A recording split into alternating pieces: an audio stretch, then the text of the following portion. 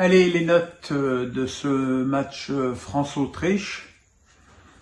Franchement, difficile de noter Mike Maignan et Alphonse Areola qui n'ont rien eu à faire. Et malheureusement, Maignan est sorti blessé au mollet.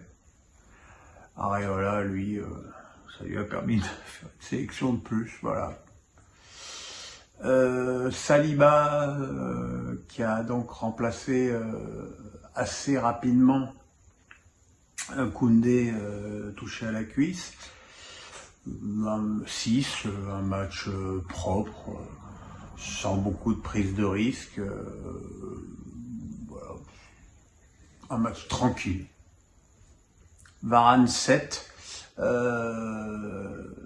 On savait que son début de saison avec Manchester était de qualité, il l'a confirmé. Il y a une action très symbolique avec Varane, à un moment donné, il perd le ballon en faisant une mauvaise passe et au sprint, il vient rattraper lui-même son erreur. Donc il a retrouvé sa vivacité et on sait que la rapidité, c'est un des atouts principaux de Raphaël. Donc dans une période aussi troublée, avec autant de blessures, le retour en forme de Varane, c'est une vraie bonne nouvelle.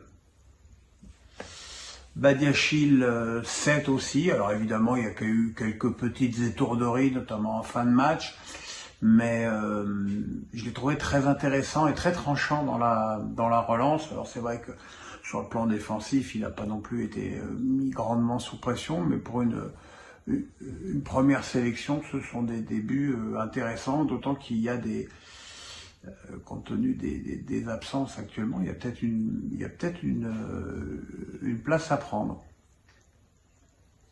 Ferland Mendy 6. Longtemps en première période, le jeu a penché plutôt côté droit de l'équipe de France. Il n'a pas été beaucoup servi. C'est dommage parce que il avait de belles aptitudes offensives. Mais voilà, franchement, à chaque fois qu'on fait appel à lui, il répond présent. Klose 5, un début de match intéressant, avec un petit peu plus de punch que lors de ses dernières sorties avec l'OM, sauf que malheureusement ça n'a pas duré et qu'il s'est émoussé physiquement finalement assez rapidement et du coup il a perdu trop de ballons. Tchouaméni 7, il a failli marquer un but sensationnel si Pence ne l'avait pas détourné sur sa barre. Et voilà, j'ai été franchement, lui, dans un secteur de jeu où on est quasiment sûr qu'il y aura des absences importantes, il est très présent et sera certainement titulaire lors de cette Coupe du Monde. En tout cas, c'était un match très, très intéressant de sa part. Fofana 6. Il n'a pas pris beaucoup de risques avec la balle. Il aurait pu marquer un but sur un centre en retrait d'Mbappé. Mais franchement, pour une première sélection, il a été très présent. Enfin, il a été comme je l'ai toujours connu, de Strasbourg à Monaco. Et voilà, et lui aussi peut peut-être bénéficier des absences pour aller au Qatar.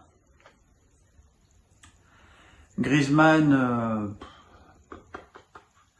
allez 6, on va dire 5 plus 1 pour la passe décisive.